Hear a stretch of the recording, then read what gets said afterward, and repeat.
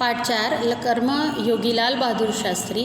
આપણે આગળ બે વિડીયોની અંદર લાલ બહાદુર શાસ્ત્રીના જીવન કેવી રીતે રાજકારણમાં તેમનો પ્રવેશ થયો બીજા વિડીયોમાં આપણે તે જોયું।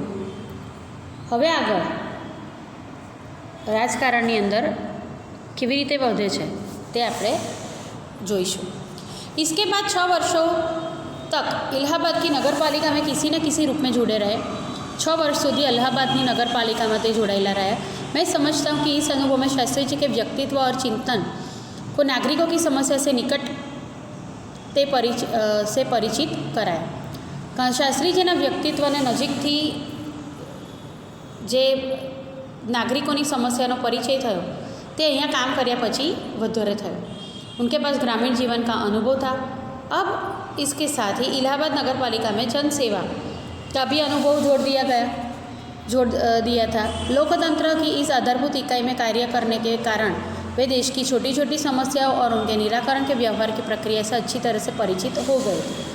मित्रों, हमेशा राजकारणની અંદર સફળ થવા માટે લોકોની નાડ પારખતા આવડવું જોઈએ અને આપણને લોકોના પ્રશ્નને જાણતા આવડવું જોઈએ। લાલ બહાદુર શાસ્ત્રી પોતે સામાન્ય પરિવારમાંથી આવેલા, ગામડામાંથી આવેલા, એટલે લોકોની નાનામાં નાની જે મુશ્કેલી હતી તેનાથી પૂરેપૂરા વાકેફ હતા।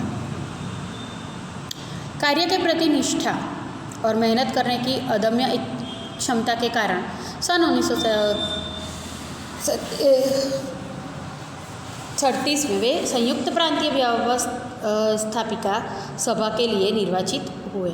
यही सही मायने में यही से शास्त्री जी के संसदीय जीवन की शुरुआत हुई। संयुक्त प्रांतीय व्यवस्थिका में 1937 में તેમની વરણી થઈ અને તે તેમના સંસદીય જીવનની ખરી શરૂઆત અહીંથી थी, जिसका समापन देश के प्रधानमंत्री पद तक पहुँचने में हुआ। शास्त्री जी को भारतीय राजनीति में इतनी सही और गहरी पकड़ थी कि श्रीमती इंदिरा गांधी ने उन्हें अपना राजनीतिक गुरु मानते हुए कहा था कि इन्हीं के मार्गदर्शन में मेरा राजनीतिक जीवन शुरू हुआ। इंदिरा गांधी तेमने राजकीय गुरु तरीके सम्मान आपे छे। देश की आज़ादी के बाद उत्तर प्रदेश तथा केंद्र सरकार में शास्त्री जी भिन्न भिन्न पदों पर रहे। उत्तर प्रदेश में उन्हें गृह मंत्री बनाया गया। बाद में पंडित नेहरू के अनुरोध पर वे केंद्र में आ गए। शास्त्री जी ने तेमने जुदा जुदा पदों पर रह्या અને उत्तर प्रदेशना गृहमंत्री પણ બનાવવામાં આવ્યા। બાદમાં તેમને પંડિતજીના अनुरोधથી કેન્દ્રમાં આવ્યા।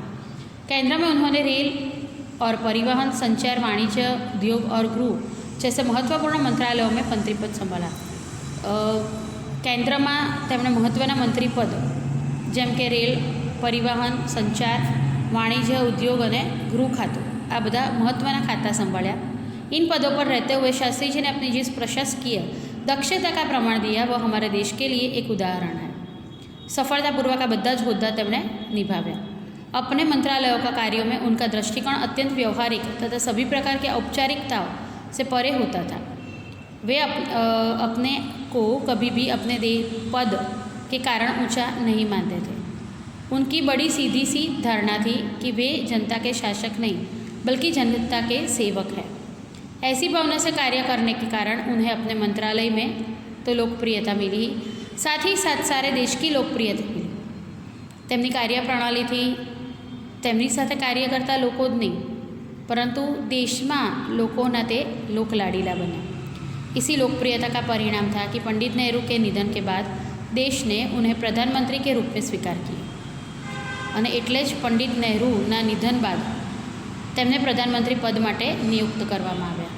देश के इस महत्वपूर्ण पद पर रहते हुए केवल 19 महीने से छोटे समय में उन्होंने जितनी सफलताएं और लोकप्रियता प्राप्त की वह एक उदाहरण है। शास्त्री जी ने अपने सामने अपना उद्देश्य बिल्कुल स्पष्ट था। उसमें किसी प्रकार का धुंधलापन या भटकाव नहीं था। तेमनो उद्देश्य बिल्कुल स्पष्ट હતો। वे हमारे देश के अत्यंत महत्वपूर्ण पदों पर रहे और इन पदों पर रहते हुए स्वाभाविक रूप से अधिकार संपन्न भी थे, लेकिन उन्होंने आत्मसंयम से काम किया और अधिकारों से अधिक कर्तव्य की तरजीह दी। खूब अधिकारों ने तेमणे बेफाम रीते नहीं वापर्या, परंतु ते अधिकारों पोताना सुधी संयमथी तेमणे तेनो उपयोग कर्यो। शायद इसीलिए शास्त्री जी इतने अधिक लोकप्रिय भी हो सके। उन्होंने अलीगढ़ मुस्लिम विश्वविद्यालय के दीक्षांत समारोह में 19 दिसंबर 1964 में छात्रों को संबोधित करते हुए कुछ इस तरह के विचार व्यक्त किए थे कि आपके भविष्य की मंजिल चाहे जो कुछ भी हो, आप में से प्रत्येक को यह सोचना चाहिए कि आप सबसे पहले देश के नागरिक हैं। यह आपको संविधान द्वारा प्रदत्त कुछ अधिकार देता है, लेकिन इससे कुछ कर्तव्य का भी बोझ है जिसे समझना चाहिए।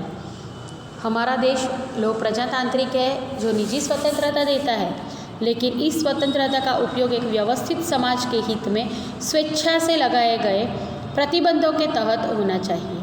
अधिकार, कर्तव्य और आत्मसंयम के बारे में यह अत्यंत महत्वपूर्ण बात शास्त्री जी ने कही थी, जिसे आज याद करने की ज़रूरत है। मित्रों, वो महत्वनी बात सरदार लाल बहादुर शास्त्रीએ આપણને કરી છે કે તમે ભવિષ્યમાં જે પણ વિચાર્યું હોય, પણ સૌથી પહેલાં તમે વિચારો કે તમે ભારત દેશના નાગરિક છો, તમને ખૂબ અધિકાર મળેલા છે, પણ એની સાથે તમારા પર તમારી ફરજનો બોજ પણ છે જે કદી ભૂલવો નહીં। અને મિત્રો, આ પાઠની ચર્ચા અહીં પૂર્ણ થઈ છે। તમારે પાઠ વારંવાર 10 વાર 15 વાર વાંચો અને તેના શબ્દાર્થ 2 વાર લખવાના છે। મિત્રો, પાઠ વારંવાર વાંચશો તો તમને એ સમજવામાં વધારે અનુકૂળ રહેશે। હવે આપણે અભ્યાસ સ્વાધ્યાય પ્રશ્નોત્તરની ચર્ચા નેક્સ્ટ વિડીયોમાં કરીશું। આભાર।